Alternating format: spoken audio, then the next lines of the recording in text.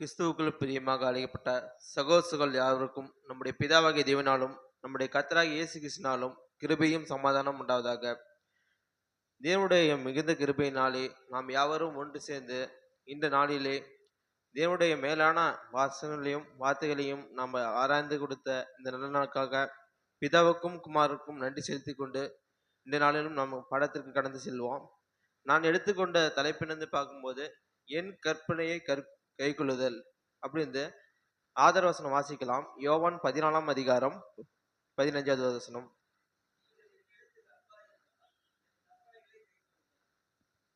இங்க நமது ஆண்டவராகிய இயேசு கிறிஸ்து ஒரு வார்த்தை சொல்கிறார், நீங்கள் என்னிடத்தில் அன்பாய் இருந்தால் என் கற்பனையை கைக்கொள்ளுங்கள் அப்படிங்கிற வார்த்தையை நமக்காக கொடுத்திருக்கிறார். அந்த கற்பனை என்று கைக்கொள்ளுங்கள் அந்த தலைப்பின்களாக நம்ம பார்க்கலாம். இது கற்பனைன்னு என்ன நாம் சொல்லுவோம்? கற்பனை ஆண்டவராக இயேசு கிறிஸ்து நமக்காக என் கற்பனையை கை கொள்ளுங்கள் அப்படின்னு சொல்லிக்கிறார். அப்படின்னா கற்பனை நம்ம என்ன சொல்லுவோம்? பிரமாணங்கள், கட்டளைகள், வசனங்கள், அநேக வார்த்தைகள் சொல்லுவோம். ஆனா கற்பனை என்று பொருள் எதுல இருந்து நம்ம எடுத்துன்னு பார்த்தோம்னா அந்த தமிழ் பைபிள்ல மட்டும்தான் அந்த கற்பனைன்னு பொருள் கொடுத்துருக்காங்க. மற்ற டிரான்ஸ்லேஷன் நான் பார்த்தோன்னா அந்த கற்பனைங்க பொருள் வராது. நம்ம கற்பனைன்னு என்று பார்க்கும்போது ஒருவேளை நம்ம இமேஜினேஷன் அப்படின்னு பார்க்கும்போது அது கற்பனை அல்ல, தூக்கத்தில் வருது, அந்த மாதிரி வருது. இது நம்மளுடைய ஒரு கற்பனை பண்றது, யூகம் சொல்லுவோம். அப்படிங்கிறது கற்பனைகள் எது இல்லை.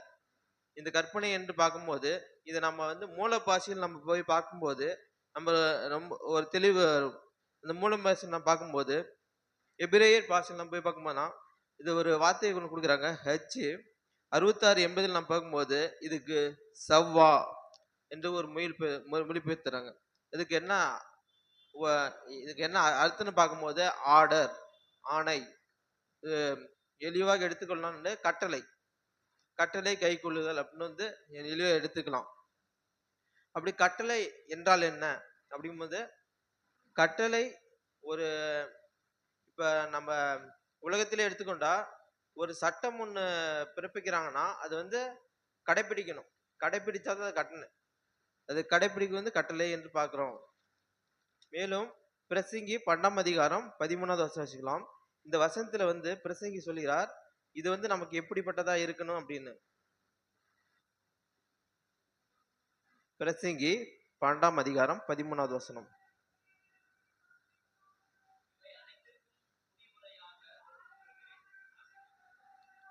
தமிழ்ல வாசிட்டு அடுத்தது ஆசில வாசிங்க. தமிழ்ல வாசிச்சிருங்க.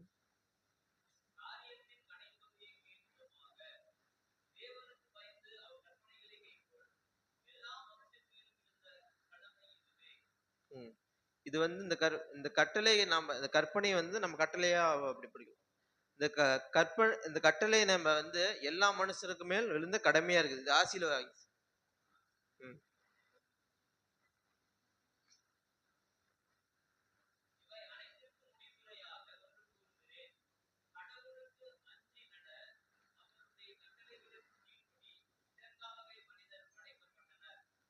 இங்க பார்க்கும்போது கடவுளுடைய கட்டளைக்கு கீழ்ப்படிந்ததாக வாழும்படியாக தான் மனிதன் படைக்கப்பட்டான் என்று வசனம் கூறுகிறது. இப்படியாக முதலாவது கட்டளை எங்கு கொடுக்கப்பட்டதுன்னு பார்க்கும்போது நம்ம ஒரு வசனம் வாசிக்கலாம். ஆதியாகமம் 2ஆம் அதிகாரம் 16வது வசனம் மற்றும் 17வது வசனம்.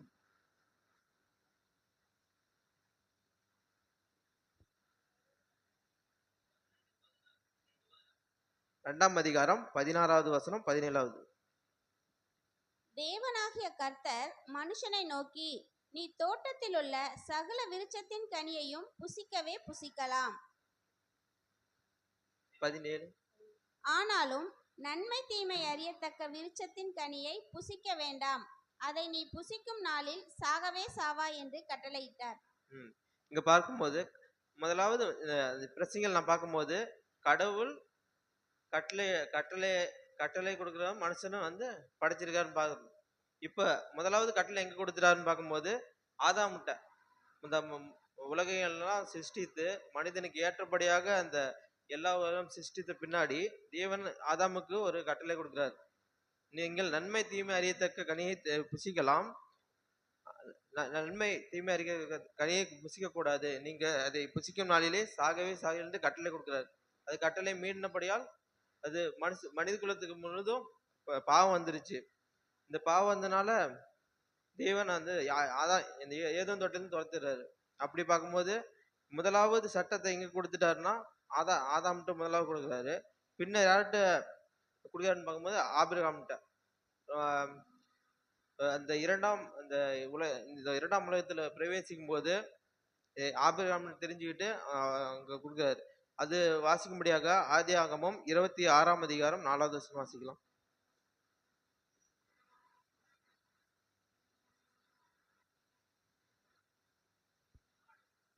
26ஆம் அதிகாரம் 4வது வசனம். ஆபிரகாம் என் சொல்லுக்கு கீழ்ப்படிந்து என் விதிகளையும் என் கற்பனைகளையும் என் நியமங்களையும் என் பிரமாணங்களையும் கை கொண்டபடியினால். இங்க பார்க்கும்போது ஆபிரகாம்கிட்ட தேவன் ஒரு கட்டளை கொடுத்திருக்காரு. அப்படி பார்க்கும்போது என்ன கட்டளும் போது நீ நான் காண்பிக்கும் தேசத்தை நீ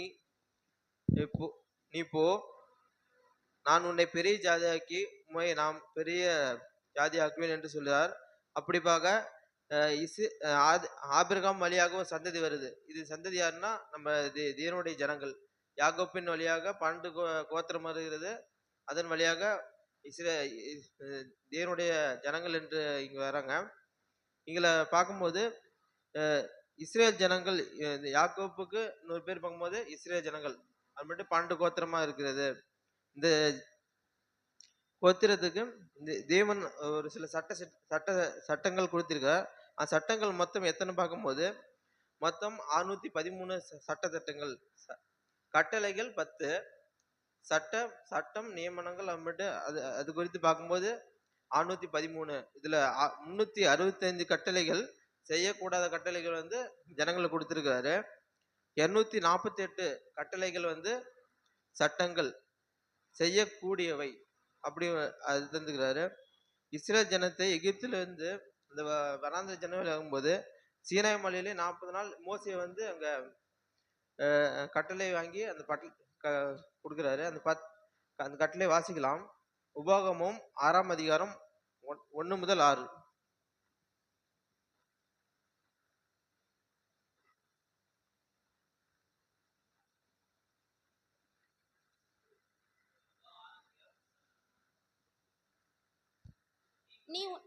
நீ உன் தேவனாகிய கர்த்தருக்கு பயந்து உயிரோடு இருக்கும் நாளெல்லாம் நீயும் உன் குமாரனும் உன் குமாரத்தியும் நான் உனக்கு விதிக்கிற அவருடைய எல்லா கற்பனைகளையும் கட்டளைகளையும் கை கொள்ளுகிறதினாலே உன் வாழ்நாட்கள் நீடித்திருக்கும்படி நீங்கள் சுதந்திரிக்க போகிற தேசத்திலே கை கொள்வதற்காக உங்களுக்கு போதிக்க வேண்டும் என்று உங்கள் தேவனாகிய கர்த்தர் கற்பித்த கற்பனைகளும் கட்டளைகளும் நியாயங்களும் இவைகளே.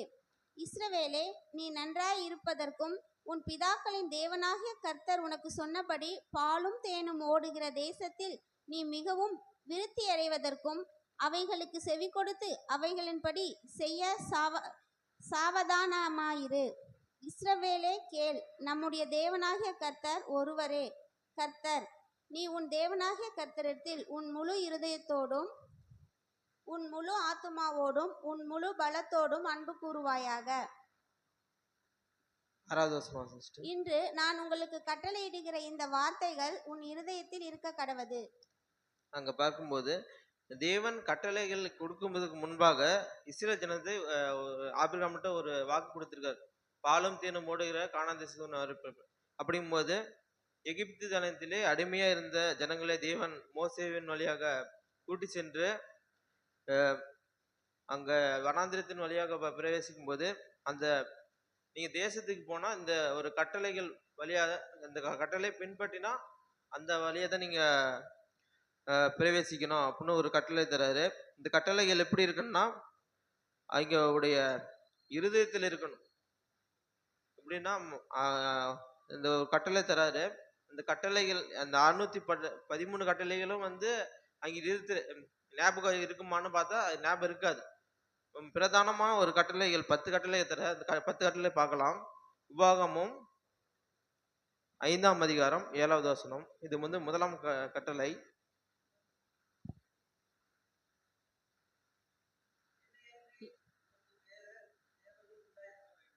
அங்க பார்க்கும்போது கடவுளுக்கு கடவுள் தவிர, தேவனை தவிர வேற யாரும் உங்களுக்கு தேவனா இருக்க வேண்டாம். அப்படி பார்க்கும்போது இஸ்ரவேல் ஜனங்கள் வந்து அநேக கடவுள்களை வந்து பின்பற்றினாங்க. இந்த கட்டளை கொடுத்த பின்னாடியும் பாகால் தெய்வத்தையும் அப்படி அநேக தெய்வத்தையும் பின்பற்றினாங்கன்னு பார்க்கிறோம். அதுக்கு முன்பாக ஒரு வசனம் வாசிக்கலாம். உபாகமும் 5ஆம் அதிகாரம் 1வது வசனம். 5ஆம் அதிகாரம் 1வது. உபாகமும். மோசே இஸ்ரவேலர் எல்லாரையும் அழைப்பித்து அவர்களை நோக்கி, இஸ்ரவேலரே, நான் இன்று உங்கள் காதுகள் கேட்கச் சொல்லும் கட்டளைகளையும் நியாயங்களையும் கேளுங்கள். நீங்கள் அவைகளின்படியே செய்யும்படிக்கு அவைகளை கற்று கைக்கொள்ள கடவீர்கள். இங்க பார்க்கும்போது கடவுள் வந்து முதலாவது கட்டளை கொடுத்து இது வந்து நீங்க கற்றுப்படியாக எப்படி ஒரு பிள்ளை ஒரு தகப்பனத்திலிருந்து எப்படி கற்றுக்கொள்ள அது போல கட்டளை கொடுத்து இது கற்றுக்கொள்ளுங்கள் அப்படின்னு நான் இஸ்ரேல் ஜனத்துக்கு வந்து மோசையின் வழியாக இந்த கட்டளை கொடுக்க முதலாம் கற்பனை இந்த கட்டளை என்ன பார்க்கும்போது தேவன் கடவுள் யாருன்னு பார்க்கும்போது பிதாவாகிய தேவன் மட்டும்தான் அவர்களுக்கு கடவுள். மற்ற ஜனங்களை மற்ற கடவுள்களை கடவுள் வந்து எப்படி இருக்கும்போது எகிப்தில அங்கே முதலாவது இருக்கும்போது அநேக அநேக தெய்வங்களை அங்க வழிபட்டாங்க பார்க்கலாம். அது பின்னாடி வசனத்திலேயே வாசிக்கலாம். அடுத்த கட்டளையை பார்ப்போம். உபாகமும் 5ஆம் அதிகாரம் 8வது வசனம்.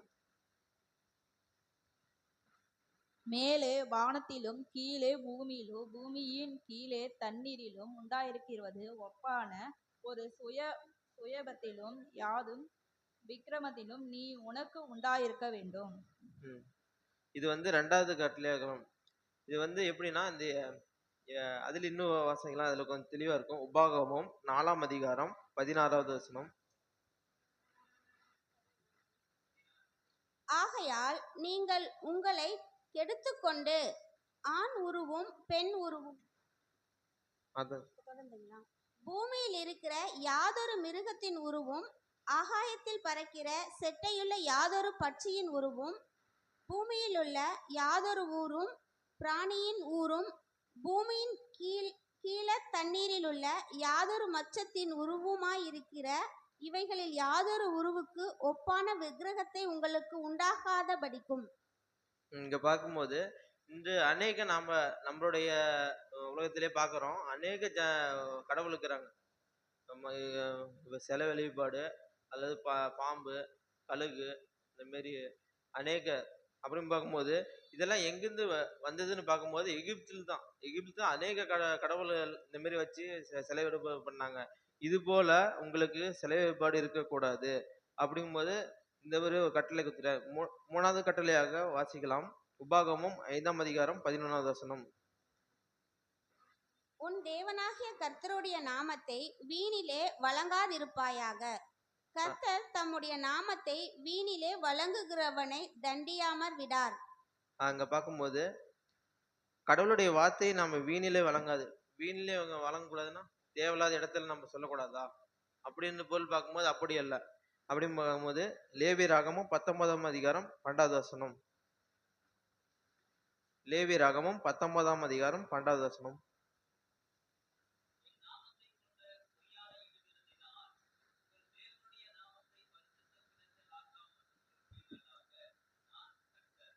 இங்க பார்க்கும்போது தேவன் பேரில் பொய்யான ஆணையிடுதல். இப்ப பார்க்கும்போது கர்த்தராகிய இயேசு கிறிஸ்து கூட ஒரு வார்த்தை சொல்லியிருப்பார். நீங்கள் தேவன் பேரிலாவது யாரும் பேர்ல இங்க வானத்திலும் பேராவது பூமியின் பேரை கூட நீங்க சத்தியம் பண்ணக்கூடாது அப்படிங்கும்போது இது வந்து தேவன் மேல பொய்யான ஆணையிடுதல். தேவன் பேர்ல ஆணையிடக்கூடாது அப்படிங்கும்போது இது வந்து கர்த்தருடைய நாமத்தை நாம வீணில வழங்காதபடிக்கு ரொம்ப எச்சரிக்கையா இருக்குன்னு அந்த இஸ்ரவேல் ஜனத்தை சொல்லிட்டாரு. 4வது கட்டளை பார்க்கும்போது உபாகமும் 5ஆம் அதிகாரம் 12வது வசனம். உன் தேவனாகிய கர்த்தர் உனக்கு கட்டளையிட்டபடியே ஓய்வு நாளை பரிசுத்தமாய் ஆசரிப்பாயாக. இங்க பார்க்கும்போது இது ஒரு வாரத்துக்கு 7 நாள் பார்க்கும்போது இந்த 7 நாள்ல 6 நாள் வேலை செய்யலாம். அது 7ஆம் நாள் விழுந்திருக்கலாம். இது வந்து எங்க பிரதானமா வந்துச்சுன்னு பார்க்கும்போது பிதாவாகிய கடவுள்கிட்ட தான் வந்துச்சு. அப்படி பார்க்கும்போது அவருடைய சிருஷ்டி பார்க்கும்போது அவரு 6 நாள் சிருஷ்டித்தார், 7ஆம் நாளே உயர்ந்தா. அது போல நமக்கும் அவர் எப்படி நிமயமாய் அது சிருஷ்டித்தாரோ, வேலை செய்து 7ஆம் நாள் ஓய்ந்தாரோ, அதே போல நாமளும் 6 நாள் வேலை செய்து 7ஆம் நாளிலே ஓய்ந்திருந்தார். இப்படியாக பார்க்கும்போது அந்த 7ஆவது நாள் இப்படி ஒரு எச்சரிப்பையா இருக்கும்போது, அதிலே இன்னொரு வசனம் வாசிக்கலாம்.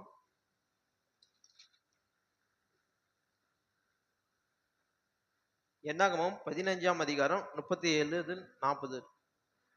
என்னாகமம் 15ஆம் அதிகாரம் 37வது வசனம். பின்னும் கர்த்தர் மோசேயை நோக்கி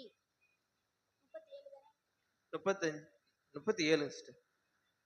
பின்னும் கர்த்தர் மோசேயை நோக்கி, நீ இஸ்ரவேல் புத்திரரிடத்தில் பேசி அவர்கள் தங்கள் தலைமுறை தோறும் தங்கள் வஸ்திரங்களின் ஓரங்களிலே அதுல தொங்கல் இருங்க அதுல சிஸ்டர்.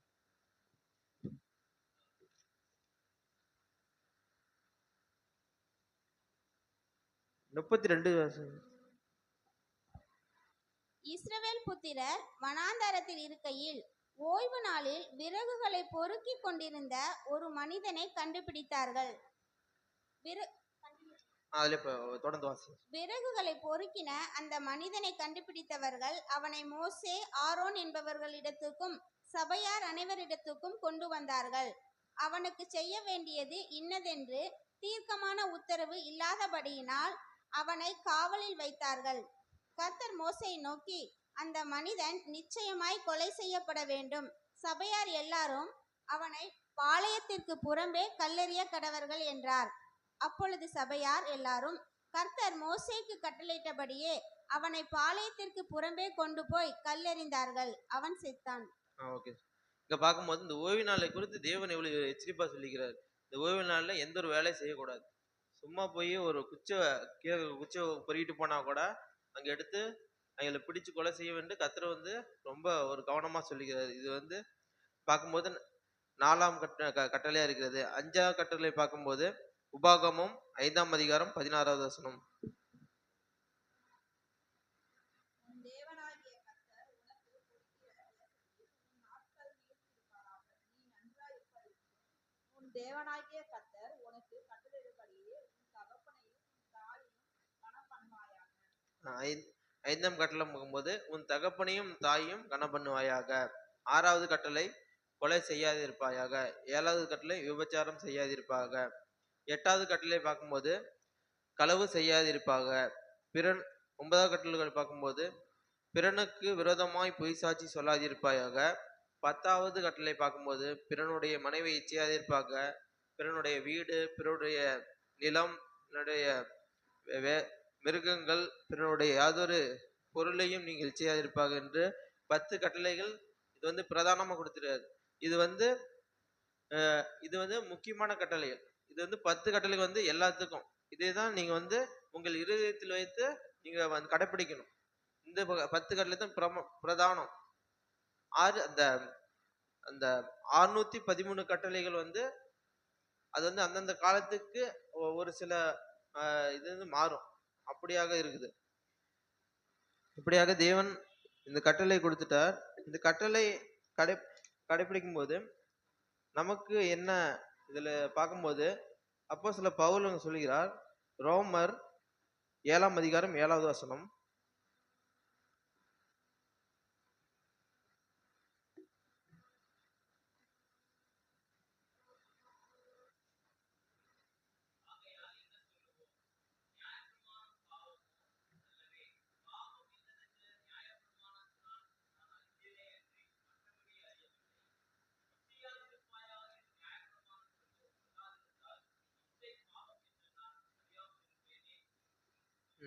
இங்க பார்க்கும்போது நியாயப்பிரமாணம் பாவமா அப்படி பார்க்கும்போது நியாயப்பிரமாணம் பாவம் இல்லை.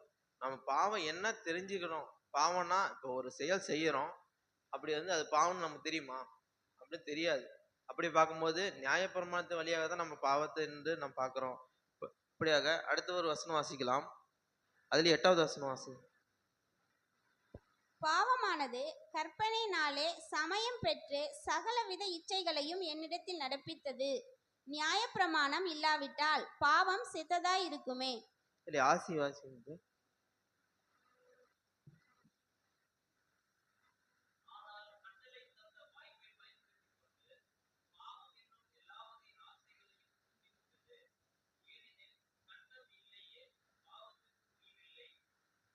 இன்னொரு டைம் வாசிங்க.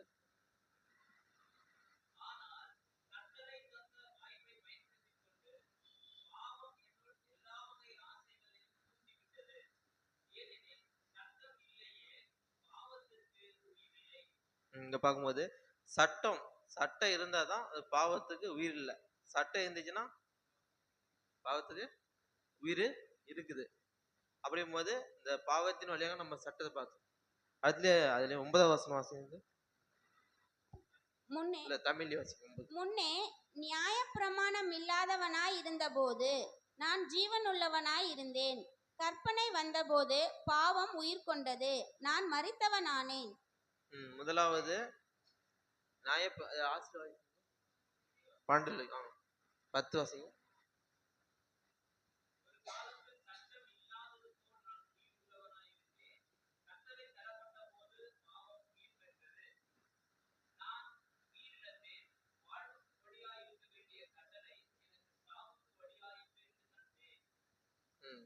இங்க பார்க்கும்போது இன்னொரு டைம் வாசிங்க.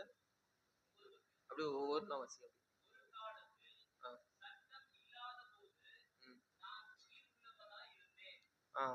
சட்டம் இல்லாத போது அங்க முதலாவது பார்க்கும்போது சட்டம் இருந்தனால தான் பாவம் செத்துச்சு நான் பார்க்கறோம் போன வருஷத்துல.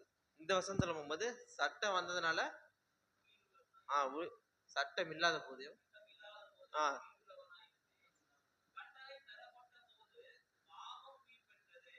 இப்ப கட்டளை வந்த போது பாவம் உயிர் பெற்றதுன்னு சொல்றாரு.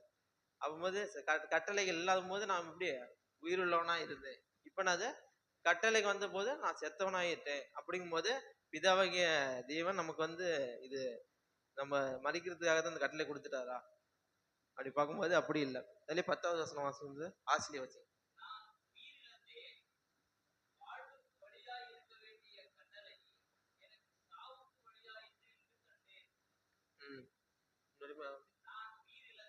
நான் உயிரிழந்தேன், வாழ்வுக்கு வழியா இருந்த கட்டளை எனக்கு சாவுக்கு வழியா. இந்த கட்டளை உயிருக்கு வருதான்னு பார்க்கும்போது சாவுக்கு வருதுன்னு பவுல் சொல்றாரு. அடுத்து வாசிங்க 11.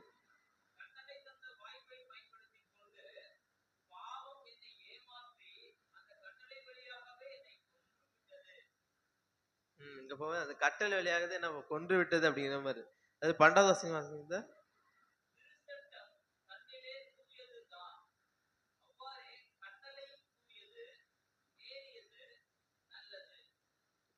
கட்டளை நல்லது, அது தையும் தூயதுதான், அவ்வாறே தூயது, நேரியது, நல்லது. இப்படி பார்க்கும்போது இங்க ஒரு குழப்புற மாரி இருக்குது. என்ன இது கட்டளை நல்லதுன்னு சொல்றாங்க. இங்க கட்டளை வந்தனால்தான் நம்ம இறந்துட்டோம், நமக்கு முதலாவது செத்தனாகி போயிட்டேன் அப்படின்னு சொல்றாரு. இது நமக்கு ஏன் அப்படி சொல்றாருன்னா, நமக்குள்ள எப்படி இந்த சட்ட திட்டங்கள் நமக்குள்ள முதலாவது தேவன் ஆதாமல் வழியா வச்சு முதலாவது படைச்சிட்டாரு. இதை நம்ம இழந்து போனனாலதான், நம்ம பாவம் வந்ததுனால்தான் இந்த சட்ட திட்டம் எப்படி சொல்றாரு. கட்டளை இவ்வளவு கட்டளைகள் வந்தனாலதான் நம்ம அதை கடைப்பிடிக்க முடியல. இங்க நியாயப்பிரமாணத்தின் இந்த சட்டத்திட்ட நம்ம நியமங்களை கடைப்பிடிச்சான்னு பார்த்து ஒருத்தர் இல்ல. ஏன் கடைப்பிடிக்க முடியும்னு பார்க்கும்போது இந்த நமக்குள் பாவம் இருந்தபடியினால் அதனால நம்மளோட கட்டுப்பிடிக்க முடியல. அதனால நம்முடைய கர்த்தராகிய இயேசு கிறிஸ்து நமக்காக நமக்காக இந்த சரீரம இந்த ஜீவ பலியாக கொடுத்து அவரே இந்த நியாயப்பிரமாணம் முழுவதும் நிறைவேற்றி. இப்ப கலாத்தியர் 5ஆம் அதிகாரம் 4வது வசனம் வாசிக்கலாம்.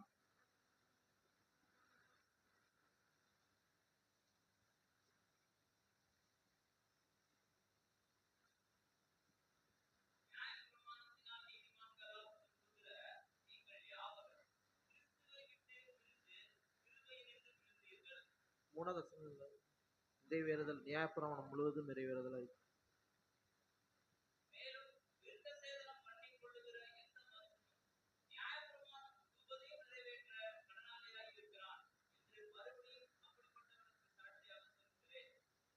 அங்க பார்க்கும்போது நியாயப்பிரமாணம் முழுவதும் நிறைவேறுச்சு அப்படிங்கும்போது கர்த்தராகிய இயேசு கிறிஸ்து மூலியமாக நியாயப்பிரமாணம் முதலாம் நிறைவேற்றினாரு.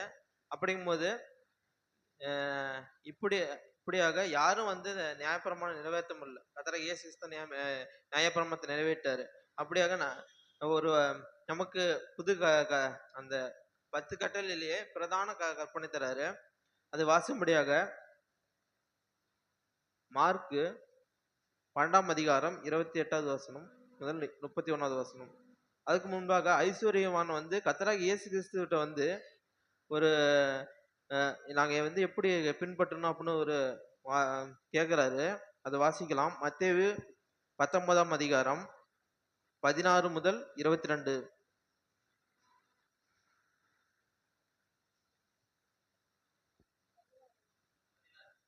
மத்தேயு 19ஆம் அதிகாரம் 16வது வசனம். அப்பொழுது ஒருவன் வந்து அவரை நோக்கி, நல்ல போதகரே, நித்திய ஜீவனை அடைவதற்கு நான் எந்த நன்மையை செய்ய வேண்டும் என்று கேட்டான். அதற்கு அவர், நீ என்னை நல்லவன் என்று சொல்வானேன்? தேவன் ஒருவர் தவிர நல்லவன் ஒருவரும் இல்லையே. நீ ஜீவனில் பிரவேசிக்க விரும்பினால் கற்பனைகளை கைக்கொள் என்றார். அவன் அவரை நோக்கி, எவைகளை என்று கேட்டான். அதற்கு இயேசு, கொலை செய்யாதிருப்பாயாக, விபச்சாரம் செய்யாதிருப்பாயாக, களவு செய்யாதிருப்பாயாக, பொய் சாட்சி சொல்லாதிருப்பாயாக, உன் தகப்பனையும் உன் தாயையும் கனம் பண்ணுவாயாக, உன்னிடத்தில் நீ அன்பு கூறுவது போல் பிறனிடத்திலும் அன்பு கூறுவாயாக என்பவைகளே என்றார். அங்க பார்க்கும்போது ஒரு ஐஸ்வர்யன் வந்து நான் வந்து போதகரே, நான் வந்து எப்படி நான் வந்து நான் வாழணும் அப்படின்னு கேட்குறாரு. அப்படி பார்க்கும்போது கர்த்தராகிய இயேசு கிறிஸ்து வந்து ஒரு இந்த நீங்க வந்து நியாயப்பிரமாணத்தை வாழ்ந்தா கடைப்பிடிச்சாவே நீங்க வாழலாம் அப்படிங்கும் போகும்போது இவையெல்லாம் நான் வந்து சின்ன வயசு முதல் நான் செஞ்சிருக்கிறேன் அப்படிங்கிறாரு. அதுக்கு கர்த்தராகிய இயேசு கிறிஸ்து மறுமொழியாக, நீ உன்னுடைய இருக்கிற ஆஸ்தியெல்லாம் நீங்க வித்துரு, தரித்திர கொடு அப்படிங்கும்போது அவரால் அங்க பின்பற்ற முடியல கர்த்தராகிய இயேசு கிறிஸ்து. அப்படி பின்பற்ற சீசலிட்டு தேவன் வந்து ஒரு கற்பனையை கொடுக்கிறார். அது வாசம்படியாக மார்க்கு 12ஆம் அதிகாரம் 28வது வசனம்.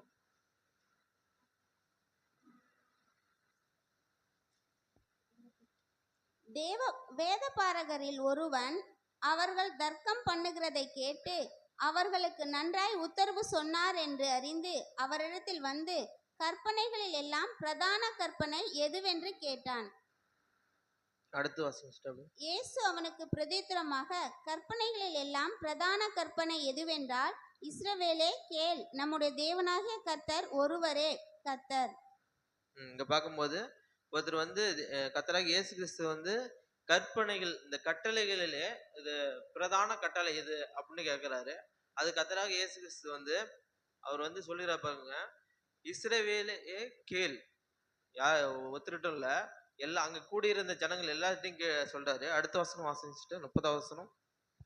உன் தேவனாகிய கர்த்தரிடத்தில் உன் முழு இருதயத்தோடும் உன் முழு ஆத்துமாவோடும் உன் முழு மனதோடும் உன் முழு பலத்தோடும் அன்பு கூறுவாயாக என்பதே பிரதான கற்பனை.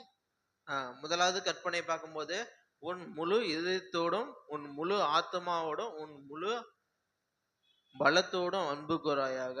இது முதலாம் கற்பனை. கர்த்தராகிய இயேசு கிறிஸ்து நியாயப்பிரமாணம் முழுவதும் நிறைவேற்ற பிறகு நமக்கு கொடுத்த முதலாவது கற்பனை என்று பார்க்கும்போது, இந்த முதலாவது கற்பனை முதல் இதயத்தோடும் முழு பலத்தோடும் முழு ஆத்மாவோடும் நம்ம முதலாவது தேவனிடத்தில் அன்பு கூற வேண்டும். அப்படி பார்க்கும்போது இன்று நாளிலும் நாம் இந்த கட்டளை நிறைவேற்றி இருக்கிறோமா? அனுதினமும் நம்முடைய வாழ்க்கையில் தேவன் நமக்கு இந்த பரம அழைப்புக்கு அழைத்து யாரும் அறியாத இந்த சத்தியத்தை அப்பா, பிதாவே, குமாரன் என்று பரிசுத்த ஆவி என்று பிரித்து நமக்கு அவருடைய சத்தியத்தை கொடுத்திருக்கார். அவரை நாம் இவ்வளவாய் இந்த முழு இதயத்தோடு நம்ம அனுதினமும் ஆசரிக்கிறோமா என்று நாமளே தியானித்து, 2வது கற்பனை பார்க்கும்போது 10 வசனம் வாசிச்சுட்டு 31. இதற்கு ஒப்பாயிருக்கிற 2ஆம் கற்பனைகள் என்னவென்றால், உன்னிடத்தில் நீ அன்பு கூறுவது போல் பிறரிடத்தில் அன்பு கூறுவாயாக என்பதை. இவைகள் எல்லாம் பெரிய கற்பனைகள், வேறொன்றும் இல்லை என்றார். இங்க 2வது கற்பனையிலிருந்து, நீ உன்னிடத்தில் அன்பு கூறுவது போல பிறனிடத்தில் அன்பு கூறுவாய். இது வந்து எளிதாக வந்துருமா அப்படின்னு பார்க்கும்போது எளிதாக வராது. ஏன்னு பார்க்கும்போது முதலாவது கற்பனையை நாம் வந்து ஒரு முழுமையாக செய்தால் இந்த ரெண்டாவது கற்பனை நமக்கு ஆட்டோமேட்டிக்கா வந்துடும். ஏன்னா அன்பு யார்கிட்ட இருக்குது? அது ஒரு வசனம் வாசிக்கலாம். 1 யோவான் 5ஆம் அதிகாரம் 3வது வசனம்.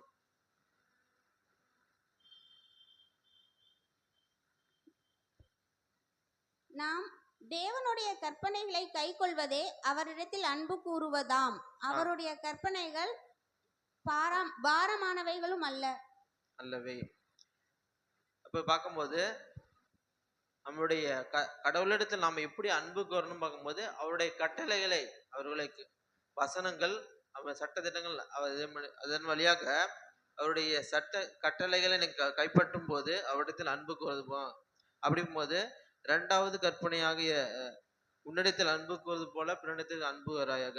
இது கர்த்தராகிய இயேசு கிறிஸ்து சீசரிடத்தில் வந்து ஒரு ஒரு சில கற்பனைகளை கற்றுக்கொள்கிறார். அது இது வாசிக்கலாம்.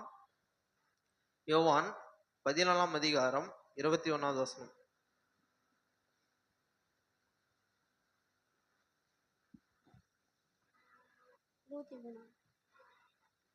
அதுக்கு முன்னாடி யோவான் 15ஆம் அதிகாரம் 10வது வசனம். கர்த்தராகிய இயேசு கிறிஸ்து எப்படியாக கட்டளை கைப்பிடித்தார்னு பார்க்கணும். நான் என் பிதாவின் கற்பனைகளை கைக்கொண்டு அவருடைய அன்பிலே நிலைத்திருக்கிறது போல நீங்களும் என் கற்பனைகளை கைக்கொண்டிருந்தால் என்னுடைய அன்பிலே நிலைத்திருப்பீர்கள். அங்க பார்க்கும்போது நான் என் பிதாவின் கற்பனைகளை கைக்கொண்டு அவருடைய அன்பிலே நிலைத்திருந்தால், எல்லாவித கட்டளைகளையும் பின்பற்றி ஒரு கட்டளை, அந்த 613 கட்டளை அவரு தவறாமல் அது கடைப்பிடித்தனால அவரு அன்பா இருக்கிறார். அது போல எப்படி நாமளும் வாசிக்கலாம். யோவான் 14ஆம் அதிகாரம் 21வது வசனம். ஸ்திரீயானவளுக்கு பிரசவ காலம் வந்திருக்கும் போது, யோவான் 14:21 14:21 என் கற்பனைகளை பெற்றுக்கொண்டு அவைகளை கை கொள்ளுகிறவனே என்னிடத்தில் அன்பாயிருக்கிறான். என்னிடத்தில் அன்பாயிருக்கிறவன் என் பிதாவுக்கு அன்பாயிருப்பான். நானும் அவனில் அன்பாயிருந்து அவனுக்கு என்னை வெளிப்படுத்துவேன் என்றார். அதில் யோவான் 15ஆம் அதிகாரம் 12வது வசனம்.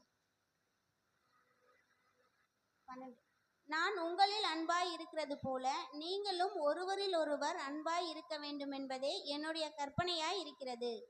அங்க பார்க்கும்போது இது வந்து விசேஷமா பார்க்கும்போது உன்னில் அன்பா இருக்கிறது போல பிறனிடத்தில் அன்பா இருக்க. இது வந்து கர்த்தராகிய இயேசு கிறிஸ்துவின் கற்பனையா இருக்குது.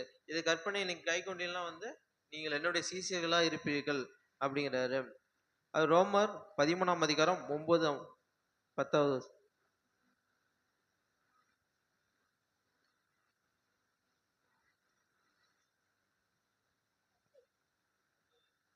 9ஆம் அதிகாரம் 9-10 வசனம். ரோமர் 13ஆம் அதிகாரம்.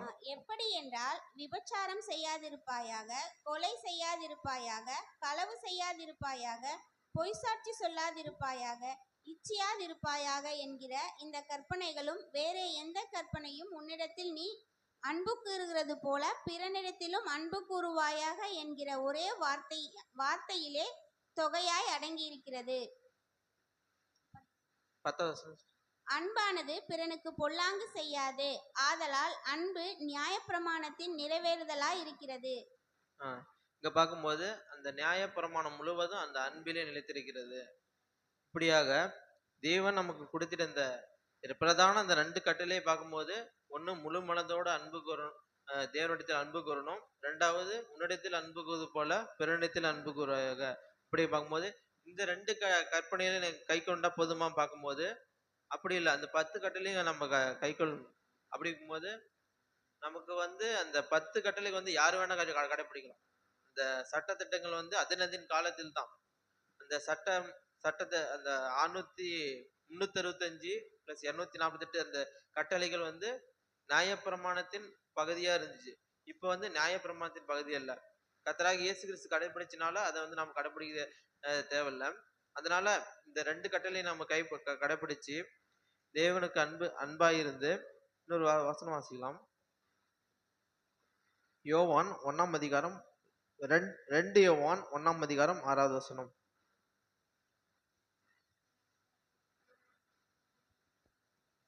நாம் அவருடைய கற்பனைகளின்படி நடப்பதே அன்பு. நீங்கள் ஆதி முதல் கேட்டிருக்கிறபடி நடந்து கொள்ள வேண்டிய கற்பனை இதுவே.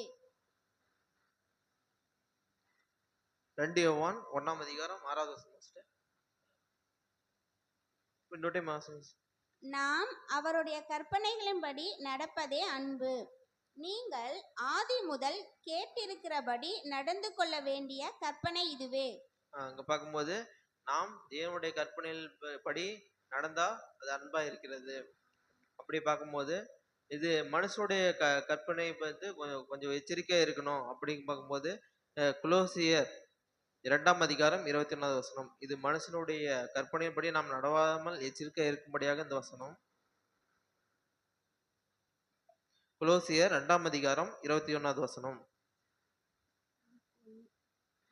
மனுஷருடைய கற்பனைகளின்படியும் போதனைகளின்படியும் நடந்து தொடாதே, ருசி பாராதே, தீண்டாதே என்கிற கட்டளைகளுக்கு உட்படுகிறதென்ன? அங்க பார்க்கும்போது தொடாதே தீண்டாதே மனுஷனுடைய கற்பனைகளின்படி நாம போதகின்படி நம்ம இருக்கக்கூடாது அப்படிங்கும்போது இந்த ஒரு வசனம் நமக்கு எச்சரிப்பையா இருக்குது. அதிலே நாங்கள் இது மாதிரி செய்தா இதுக்கு வந்து நம்ம வராது, இதுலயே நாங்கள் பிரவேசிக்காமல் இருக்கிறதுக்கு ஒரு வசனம் வாசிக்கலாம். 2 பேதுரு 2:21. அவர்கள் நீதியின் மார்க்கத்தை அறிந்த பின்பு தங்களுக்கு ஒப்புவிக்கப்பட்ட பரிசுத்த கற்பனையை விட்டு விலகுவதை பார்க்கிலும் அதை அறியாதிருந்தவர்களானால் அவர்களுக்கு நலமாயிருக்கும். அங்க பார்க்கும்போது இப்படிப்பட்டயாக தேவன் நம்மளை அழைத்து நாம அந்த பாவத்திலிருந்து நீதிமான்களாக்கப்பட்டு கர்த்தராகிய இயேசு கிறிஸ்துவின் ரத்தத்தின் வழியாக அவருடைய கற்பனைகளை நாம் கை கொண்டு அவருடைய அன்பிலே நிலைத்திருப்போம். அப்படியாக இதை மீறி நடந்தா நம்ம இதை அறியாம இருந்தா நமக்கு நலமாய் இருக்கும் அப்படின்னு பேதுரு சொல்கிறார். இப்படியாக நாம தேவனுடைய கட்டளைகளை கற்பனைகளை கை கொண்டு தேவன் நமக்கு என்ன நியமித்த அந்த இலக்கை ஓடுவதற்கு தேவன் தேவன் மேல் அன்பு செலுத்தணும்னா முதலாவது அவருடைய கற்பனையை கடைக்கொள்ளணும். இரண்டாவதாக உன்னிடத்தில் அன்புக்குவது போல நீ பிறரிடத்தில் அன்புக்கு, இது வந்து பார்க்கும்போது கற்பனை இந்த கட்டளை வந்து முழுமையா வந்து அன்புதான். இந்த அன்பா இருந்து ஒரு நம்மளை தேற்றி இந்த சபை வகுப்பாக ஓட தேவன் தாமே ஆசீர்வதிப்பாக. ஆமீன்.